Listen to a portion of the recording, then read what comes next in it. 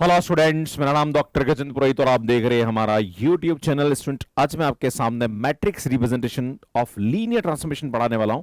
इससे पहले अगर आपने लीनियर अलजेब्रा के मेरे पुराने वीडियोस नहीं देखे हैं, जहां पर vector space, subspace, basis, dimension, dual space, annihilator, काफी सारे कंटेंट पे मैं वीडियोस अपलोड कर चुका हूं, सुन आप आई टिप पे जाके देख सकते हैं या लिंक आपको डिस्क्रिप्शन में मिल जाएगा। सुन, आज बात करेंगे मैट्रिक्स रिप्रेजेंटेशन के बारे में कि कैसे हम लीनियर ट्रांसफॉर्मेशन की हेल्प से मैट्रिक्स की फॉर्म में रिप्रेजेंट कर सकते हैं लीनियर ट्रांसफॉर्मेशन को, राइट?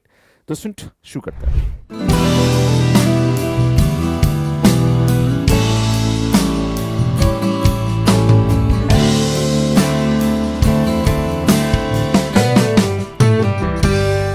बात करेंगे यहाँ पे कि अगर हमारे पास कोई भी दो वेक्टर स्पेस दे रखे हैं V F and V dash F, और टी अगर उन दोनों के बीच में एक लीनियर ट्रांसफॉर्मेशन डिफाइन कर रखा है, जहां पर वी वेक्टर स्पेस की डायमेंशन एन है और वी डैश की डायमेंशन हमारे पास यहाँ पे एम दे रखी है, और बीटा यहाँ पर जो u1 u2 un है, ये वी जो वेक्टर स्पेस है इसका बेसिस है, और इस जो वी डैश वेक्टर स्पेस है उसका बेसिस जो है वो बीटा डैश के रूप में हमने यहाँ पे रिप्रेजेंट कर रखा है, that is v1 v2 and vm। अगर मैं इसको यहाँ पे लिखना चाहूं तो इस प्रकार से हम यहाँ पे लिख सकते हैं कि मान लीजिए ये हमारे पास दो वेक्टर स्पेस है, ठीक है ना, उन दोनों के बीच में लीनियर ट्रांसफॉर्मेशन दे रखा है हमने, और यहाँ पे इसका जो बेसिस है वो है u1 u2 एंड ये हमारे पास दे रखा है सुन um। इसी प्रकार से सुन दे रखा है un, और यहाँ पे हमारे मतलब ये इसका जो बेसिस है वो बीटा है, एंड सुन यहाँ दे रखा है v1 v2 एंड ये दे रखा है हमारे पास vm, है ना। ये हमारे पास v वेक्टर स्पेस है, ये हमारे पास v डैश वेक्टर स्पेस है, राइट। अगर इन दोनों के बीच में हमारे पास ट्रांसफॉर्मेशन जो दे रखा है वो t दे रखा है, तो बेटा यहां से हमारे पास इसकी जो इमेज आएगी वो आएगी tu1 tu2 एंड tun। ये हमारे पास यहाँ पे क्या होता है, सुन इसकी इमेज आती है, और v1 v2 vm भी v डैश में, और tu1 tu2 tun ये भी v डैश में। तो अगर कोई भी एलिमेंट यहाँ पे वी डैश में, तो उसको बाकी के लीनियर कॉम्बिनेशन में हम लिख सकते हैं।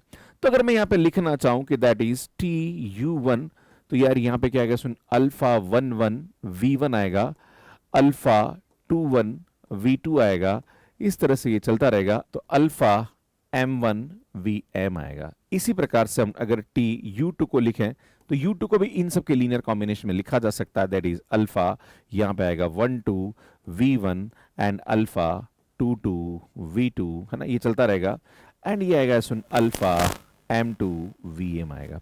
इसी प्रकार से अगर मैं बात करूं tun के बारे में, तो बेटा ये आएगा अल्फा यहाँ पे 1n आएगा v1 plus alpha 2n v2 आएगा, है ना, एंड देन इसको लिखते जाएंगे तो ये आएगा हमारे पास alpha M N and V M आ जाएगा, राइट। ये हमारे पास आएगा। इसमें जितने भी हमारे पास यहाँ पे कॉफिशिएंट है, इस कॉफिशिएंट को एक मैट्रिक्स की फॉर्म में रिप्रेजेंट किया जा सकता है, जिसको हम नाम देते हैं सुन beta M beta dash B, and इसको हम यहाँ पे इसके कॉफिशिएंट को अगर मैं लिखूं यहाँ पे, तो सुन मैं इसको इस तरह से लिख सकता हूँ, that is alpha one one, alpha यहाँ पे आ रहा है सुन 2 1, है ना, इस प्रकार से हम लिखेंगे तो अल्फा m1 आ जाएगा यहाँ पे ना, इस तरह से।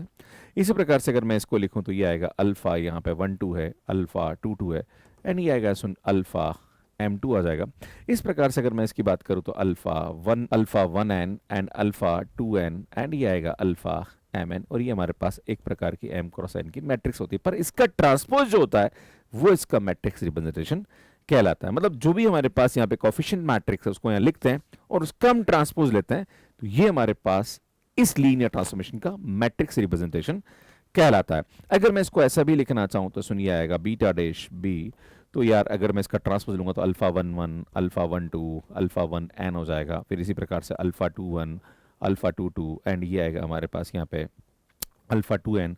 इसी प्रकार से यहाँ पे आएगा सुन अल्फा m1 अल्फा m2, और ये आएगा अल्फा mn, और ये हमारे पास क्या होता है सुन इसका मैट्रिक्स रिप्रेजेंटेशन कहलाता है, जिसको इस प्रकार से भी हम यहाँ पे लिखते हैं। अब इसमें बात करेंगे एक एग्जांपल के थ्रू और उसको समझने की कोशिश करेंगे। Find the matrix representation of the linear transformation t on v3r, जहां पर हमारे पास लीनियर ट्रांसफॉर्मेशन को इस प्रकार से डिफाइन किया गया, और ये हमारे पास बेसिस दे रखे हैं। इसमें एक बात बताना चाहता हूं, यहाँ पे दो तरीके से बेसिस को लिखा हुआ सकता है। कभी एग्जाम में स्टैंडर्ड बेसिस लिखा हुआ जाए तो उस वाले केस में बेसिस ये नहीं होते हैं। स्टैंडर्ड बेसिस अगर हमें दे रखे तो उस वाले केस में बेसिस जो होते हैं 1 0 0, है ना, 0 1 0, एंड हमारे पास होता है सुन 0 0 1 होता है। ये हमारे पास यहाँ पे क्या होता है सुन इसके बेसिस होता है ना। अगर हमें बेसिस नहीं दे रखे हैं या हमें स्टैंडर्ड बेसिस इस प्रकार से दे रखे हैं तो अगर नहीं दे रखे हैं तो भी यही लेना है, और दे रखे हैं तो फिर तो कोई दिक्कत ही नहीं है, राइट। अगर ये दे रखा है तो उस वाले केस में क्या करेंगे, सुन सबसे पहले यहां रखेंगे t1 0 की वैल्यू निकालेंगे।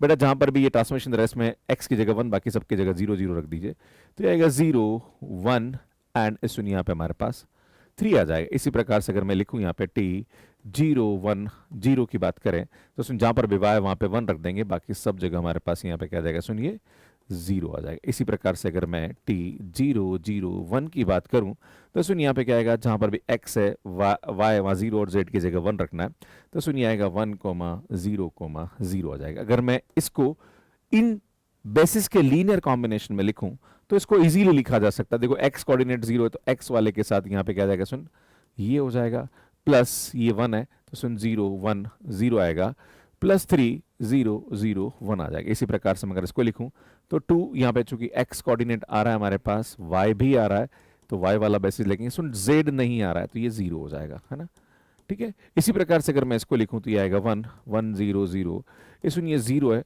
ना, क्योंकि है ही नहीं यहाँ पे, तो 0 1 0 आएगा एंड ये आएगा 0 0 1।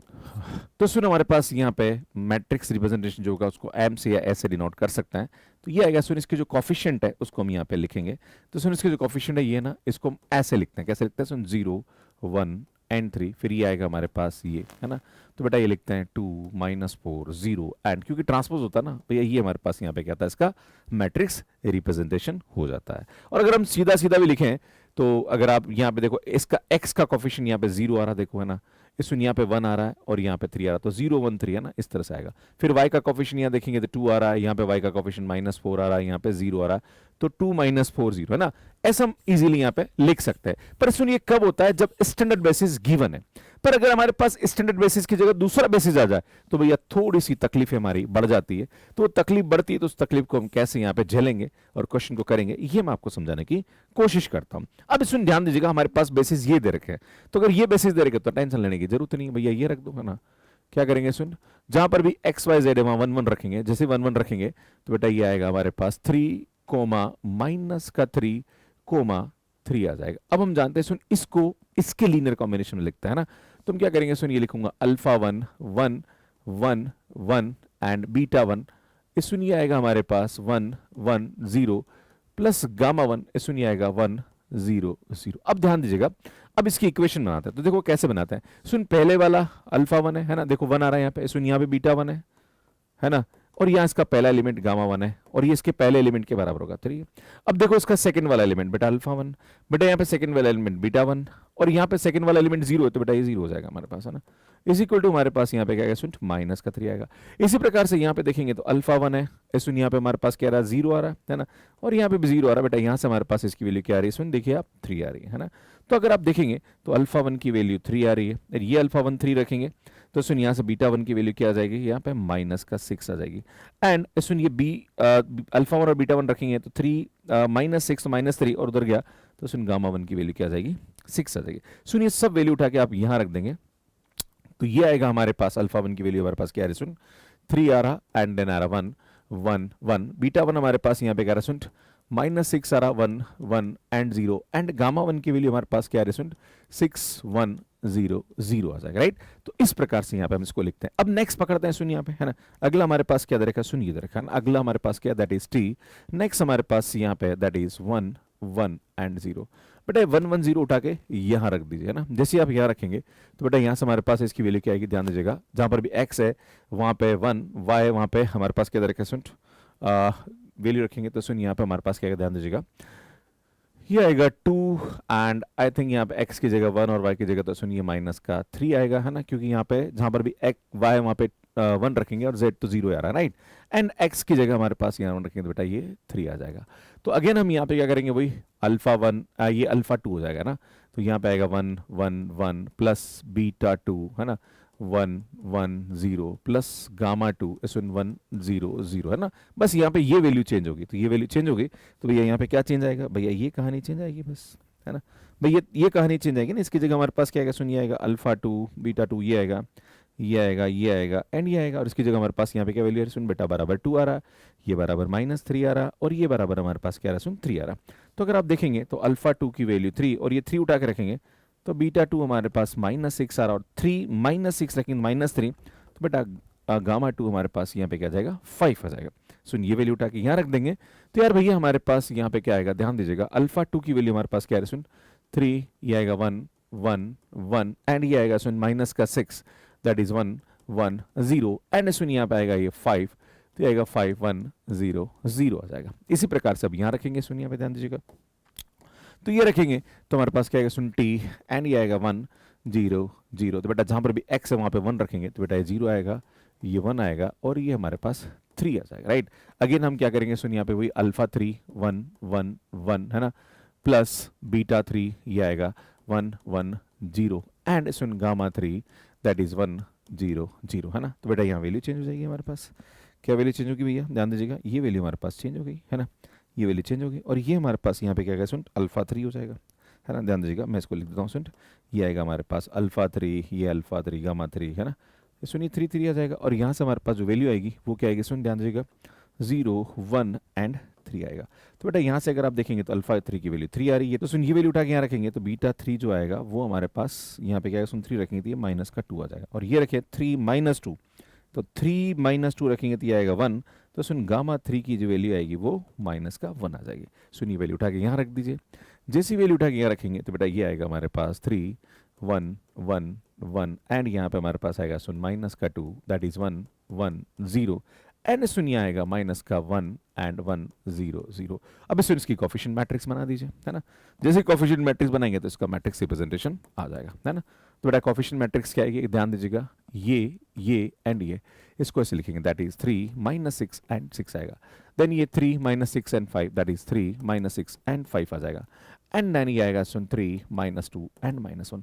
सुन this is the matrix representation of this linear transformation. इसमें बात करते हैं हमारे पास यहाँ पे क्या दे रखा है, let V R be the vector space of all polynomial in x with coefficient in r of the form of a x0 plus a1x plus a2x square plus a3x cube, मतलब ये एटमोस्ट 4 डिग्री पॉलीनोमियल है, sorry 3 degree polynomial है ना, क्योंकि 3 degree तक जा रहा है ना। The space of polynomial of degree 3 और लेस, मतलब वही at most 3 degree polynomial, right. The differential operator D is a linear transformation on V, then हमारे पास हम जानते हैं कि जब भी हमारे पास ये एटमोस्ट 3 डिग्री पॉलीनोमियल होता है इसके बेसिस में एलिमेंट जो आता है वो 1x एक्स स्क्वायर और एक्स क्यूब आता है ना। तो ये हमारे पास यहाँ आएगा is an order basis of V, then आपको यहाँ पे क्या करना है सुन, इसका रिलेटिव बेसिस लिखना है और सुन यहाँ पे इसको मैट्रिक्स की फॉर्म में इसको रिप्रेजेंट करना है।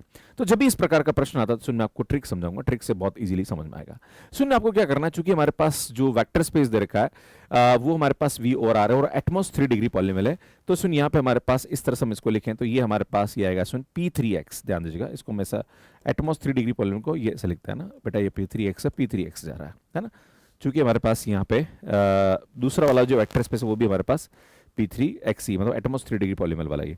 इसमें जब भी 3 डिग्री पॉलीनोमियल तो इसका डायमेंशन जो होता है वो 4 होता है, इसका डायमेंशन भी 4 है, तो जो हमारे पास मैट्रिक्स बनेगी वो 4 क्रॉस 4 की बनेगी, ये ध्यान देने की जरूरत है ना। अगर बाई चांस यहाँ पे ऐसा होता, बाई चांस ऐसा होता कि ये p2x होता तो बेटा ये डायमेंशन 4 है, ये डायमेंशन 3 है, तो बेटा मैट्रिक्स जो होती है वो 3 क्रॉस 4 की बनती है ना, ये पहले आता है ये बाद में आता है, ये ध्यान देने की आवश्यकता है, क्लियर है। अब इसमें हम क्या करेंगे, यहाँ पे मैट्रिक्स रिप्रेजेंटेशन कर रहे हैं, ट्रिक बता रहा हूँ सुन, यहाँ पे लिखो 1x x square and X cube और सुन यहाँ पे आएगा t1 tx square and tx cube आ जाएगा। तो सुनो हमारे पास जो यहाँ पे ऑपरेटर दे रखा है वो क्या दे रखा है सुन, मतलब जो हमारे पास ट्रांसफॉर्मेशन दे रखा है वो हमारे पास दे रखा है सुन डिफरेंशिएशन ऑफ px, है ना, क्योंकि आपसे बोला जा रहा है कि वो हमारे पास यहाँ पे क्या है d जो है वो हमारे पास क्या दे रखा है सुन, एक डिफरेंशियल ऑपरेटर है, तो लीनियर ट्रांसफॉर्मेशन इस प्रकार का दे रखा है। अब सुन क्या करेंगे, सबसे पहले यहाँ पे 1 रखेंगे, है ना, 1 रखेंगे तो सुन डेरिवेटिव ऑफ 1 क्या आएगा सुन 0 आएगा, और 0 आएगा तो इसको मैं ऐसा लिख सकता हूं, कैसा लिख सकता हूं 0.1 0.x 0.x square and 0.x cube, मतलब सब 0 0 है ना, 0 0 0 0 आएगा। इसी प्रकार से अगर मैं बात करूं सुन tx के बारे में तो बेटा क्या आएगा d ऑफ x, तो d ऑफ x 1 आता है ना, 1 आता है तो मैं इसको लिख सकता हूं 1.1 0.x 0.x square and 0.x cube आएगा, मतलब 1 0 0 0 आएगा। इसी प्रकार से अगर मैं बात करूं सुन tx स्क्वायर के बारे में तो d of x square that is equal to 2x, तो ये आएगा हमारे पास 0.1 plus 2.x plus 0.x square plus 0.x cube आएगा, तो ये आएगा हमारे पास यहाँ पे 0 2 0 0 आएगा। इसी प्रकार से मैं बात करूं स्टूडेंट टी एक्स क्यूब के बारे में, तो ये आएगा हमारे पास D of X cube that is equal to 3x²। तो ये लिखेंगे 0.1 0.x and 3.x² plus 0.x⁴ है ना। तो ये आएगा 0 0 3 एंड 0। सुन ये हमारे पास यहाँ पे क्या आएगा, इसका मैट्रिक्स रिप्रेजेंटेशन हो जाएगा, जो कि मैंने आपको यहाँ पे समझा रखा। सुन बात करते हैं, हमारे पास ये दे रखा है if the matrix of a linear transformation T on V2R relative to the standard basis V2R is this. मतलब स्टैंडर्ड बेसिस के हिसाब से जो हमारे पास मैट्रिक्स रिप्रेजेंटेशन दे रखा है वो ये दे रखा है। Then what is the matrix of T relative to the basis this. मतलब स्टैंडर्ड बेसिस के हिसाब से तो ये दे रखा है, पर अगर हमारे पास यहाँ पे जो बेसिस है वो अगर ये है तो फिर मैट्रिक्स रिप्रेजेंटेशन क्या होगा। तो सुन जब इस प्रकार का प्रश्न आता है तो हम जानते हैं कि हमारे पास यहाँ पे अगर बेसिस ये दे रखे हैं तो उस वाले केस में मैट्रिक्स रिप्रेजेंटेशन ये दे रखा है। तो सुन हम जानते हैं कि जब इस प्रकार का होता है तो मैंने आपके सामने क्या बोला सुन, टी 1 0 जो होता है वो हमारे पास यहाँ पे सुन ये है ना, इस प्रकार से लिखता है दैट इज 2 1 0 प्लस 1 इंटू 0 1। सुन ये हमारे पास यहाँ पे इसकी वैल्यू होती है ना, दैट इज इक्वल टू 2, 1 है ना। इसको हम यहाँ पे इस प्रकार से लिख सकते हैं। इसी प्रकार से अगर मैं 0, 1 की बात करूं तो 0, 1 का जो रिप्रेजेंटेशन आएगा ये आएगा that is -3 1, 0 that 1 0, 1 that is equal to -3, 1। Actually देखा जाए तो सीधा लिख दो यहाँ पे, है ना, ये इतनी माथाफोड़ी करने की जरूरत नहीं, सीधा ये हमारे पास हो जाएगा, राइट। ये आपको समझने की आवश्यकता है। अब हमें क्या करना है सुन, हमें इसके रेस्पेक्ट में निकालना है कि भैया इसके रेस्पेक्ट में क्या होगा। तो पहले हमें लीनियर ट्रांसफॉर्मेशन पता करना पड़ेगा कि एग्जैक्टली लीनियर ट्रांसफॉर्मेशन हमारे पास किस प्रकार का आ रहा है, मतलब ऐसी क्या वैल्यू रखें कि जिस पे हमारे पास ये बन रहा है ना। अब हमें क्या करना है सुन, इसका जनरल लीनियर ट्रांसफॉर्मेशन निकालना है। तो मैं क्या करूंगा सुन, यहाँ पे मान लीजिए एक एलिमेंट लेता हूं x, y, ध्यान दीजिएगा क्या लेता हूं सुन, x, y, और x, y को मैं इसके लीनियर ट्रांसफॉर्मेशन लिखता हूं that is x 1, 0 and y 0, 1। तो मैं क्या करता हूं सुन, दोनों तरफ अब यहाँ पे टी लगा देता हूं। क्या लगता हूं सुन, यहाँ पे टी लगा देता हूँ, यहाँ टी लगा देता हूँ और यहाँ टी लगा देता हूँ। बेटा देखो 1, 0 की वैल्यू हमारे पास यहाँ पे क्या रहा है स्टूडेंट 2, 1 आ रही है, एंड ये हमारे पास क्या है स्टूडेंट, ध्यान दीजिएगा ये -3, 1 आ रहा है ना। बेटा इसकी वैल्यू रख दी है ना, ठीक है। अब ये सिंप्लीफाई करेंगे तो हम देखेंगे स्टूडेंट 2x - 3y, तो ये आएगा हमारे पास 2x - 3y ना, पहला एलिमेंट 2x - 1। दूसरा एलिमेंट यहाँ पे क्या है सुन, x + y आएगा। तो सुन ये हमारे पास लीनियर ट्रांसफॉर्मेशन होगा। क्या होगा सुन, linear transformation t x, y is equal to, इसको हम लिखेंगे सुन 2x - 3y एंड सुन ये आएगा x + y, राइट। अगर आप चेक करना चाहो कि गलती तो नहीं करी, सुन 1, 0 उठा के रख दीजिए आ जाएगा। और वैसे बताना चाह रहा हूँ ये सुन सीधा बना सकते हो, ये 2x - 3y and x + y सीधा ही आ जाएगा, माथाफोड़ी करने की आवश्यकता नहीं है। बट ठीक है, आपको स्टेप्स लिखनी पड़ेगी ताकि उसके मार्क्स आपको यहाँ पे मिले। अब सुन में क्या करना है सुन, इस बेसिस के रेस्पेक्ट में यहाँ पे निकालना। तो भैया क्या करना है, वैल्यू पुट कर दो यहाँ पे, है ना। सबसे पहले लिखेंगे सुन यहाँ पे t11 के बारे में, है ना। तो t11 की वैल्यू निकालते हैं बेटा। t11 की वैल्यू निकालेंगे तो क्या आएगा सुन 2 - 3 that is equal to -1 and सुन ये 2 आएगा। अब हम जानते हैं कि इसको क्या करेंगे सुन, इसके लीनियर कॉम्बिनेशन में लिखेंगे दैट इज α1 1, 1 एंड सुन β1 ये आएगा हमारे पास 1, -1 जैसे हमने पिछली बार किया था। अब हम देखेंगे यहाँ पे, तो सुन यहाँ पे हमारे पास क्या आएगा, मैं चलो सॉल्व कर लेता हूँ ना। तो बेटा ये आएगा α1 + β1 इज इक्वल टू -1 आ रहा, एंड यहाँ पे आएगा सुन α1 - β1 इज इक्वल टू ये 2 आ रहा। बेटा सॉल्व कर दो यहाँ पे, दोनों को जोड़ेंगे तो सुन ये आएगा हमारे पास 2α1 इज इक्वल टू 1 आ रहा। तो α1 की वैल्यू हमारे पास यहाँ पे 1/2 आ रही है और ये 1/2 उधर रखा, तो सुन β1 की जो वैल्यू आ रही है वो हमारे पास -3/2 आ रही। तो इसको यहाँ लिखेंगे, क्या लिखेंगे बेटा, ध्यान दीजिएगा α1 की वैल्यू हमारे पास यहाँ पे आ रही है स्टूडेंट 1/2 1, 1 एंड स्टूडेंट ये आएगा -3/2 1, -1 आ जाएगा। अब नेक्स्ट आगे लेते हैं, दैट इज मैंने अगला लिया यहाँ पे। अगला क्या लूंगा भैया, अगला हमारे पास ये आ रहा है स्टूडेंट t1, -1 है ना, 1, -1। बेटा 1, -1 उठा के आप यहाँ रखिए, है ना। जहाँ हमारा x वहाँ पे 1, y -1 तो बेटा ये 5 आ रहा है, और 1, -1 रखिए तो 0 आ जाएगा। बेटा इसको क्या लिखता हम α2 1, 1 एंड β2 सुन 1, -1 आएगा। अब यहाँ पे ये वैल्यू चेंज हो जाएगी, बाकी तो कहानी सेम टू सेम, है ना। बेटा यहाँ पे α1 + β1 है ना, तो इसकी वैल्यू हमारे पास यहाँ पे कह रही 5 एंड ये आएगा हमारे पास, सुनिए 5 आ रहा है ना हमारे पास, और ये आएगा सुन α2 - β2 इसकी वैल्यू क्या आ रही 0 आ रही।